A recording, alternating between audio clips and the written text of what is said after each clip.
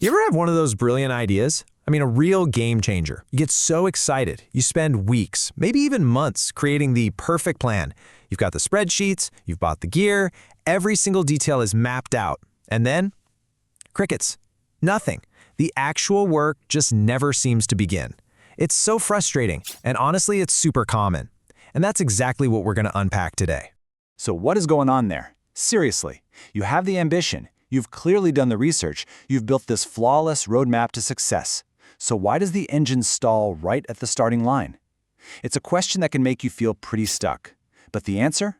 Well, the answer is absolutely fascinating. And here's the big reveal. It's not because you're lazy. It's not a character flaw or some lack of motivation. Nope. What we're actually looking at is a really sophisticated mental system. Think of it as an internal architecture that your brain builds to protect you from, well, the messiness of reality. Okay, so it all starts with our own brain chemistry. Here's the deal. When you're just planning and dreaming about how awesome it's going to be when you succeed, your brain gives you a little hit of dopamine. You know, that feel-good chemical? This actually tricks you into feeling a sense of accomplishment before you've even lifted a finger. It basically scratches the itch just enough that the urgency to do the actual hard work starts to fade. This right here, this chart just lays out the whole conflict perfectly. On one side, you've got the planning high. It's awesome. You get a quick reward, it feels like you're making progress, and there's basically zero risk. But then you look at the other side, the action reality. The reward is way, way off in the future. The work itself can be boring and repetitive, and yeah, it's high risk and high effort. So what does our brain do? It's wired for efficiency. It naturally wants to hang out of the easy side of the street. And this quote, oh man, this gets right to the emotional heart of it. Because in the world of your plan, on paper, in your head, your project is flawless, right? It hasn't been criticized by anyone, it hasn't hit any of those weird, unexpected problems, it hasn't failed.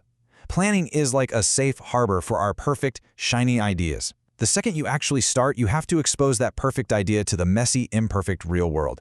And that's scary. This kind of thinking builds up this psychological fortress. We call it the safety of someday. And it is so seductive. By keeping your project in this permanent state of, I'm about to start, you protect your ego. You get to stay the person who could write a novel or could start a business without ever risking the discovery that, it might be hard or that you might make mistakes along the way. You never have to fail. Does this look a little familiar? Yeah, for a lot of us, it does. We call it planning, but what it really is just intense mental gymnastics. We run through every single possible thing that could go wrong. We spend hours solving problems that don't even exist yet. And you know what? That process of overanalyzing everything is incredibly draining. So by the time the plan is finally perfect, we've used up all our mental energy. We have nothing left in the tank for the actual doing.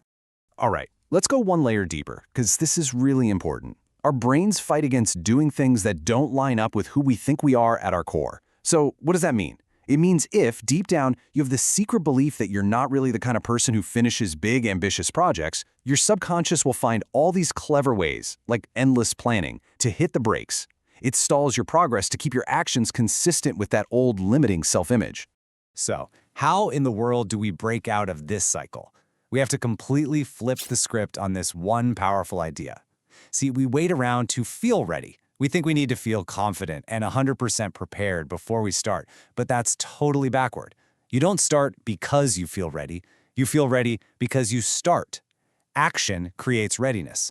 Momentum is what builds confidence. The path forward here is actually pretty simple. Now, that doesn't mean it's easy, but it is simple. First, just become aware of it. The next time you find yourself tweaking a plan for the 10th time, just notice it. That's it. Don't beat yourself up about it. Just go, there I go again. Then, the second step is to take one small imperfect step forward. The goal is not to execute the perfect plan. The goal is just to break that cycle of doing nothing. Start small and start now. And that really brings us to the final question I want to leave you with. Just think about it. Look at those amazing projects sitting in your notebooks or on your computer. Which one of those perfect, flawless plans can you afford to mess up just a little bit by taking one real, tangible step forward on it today?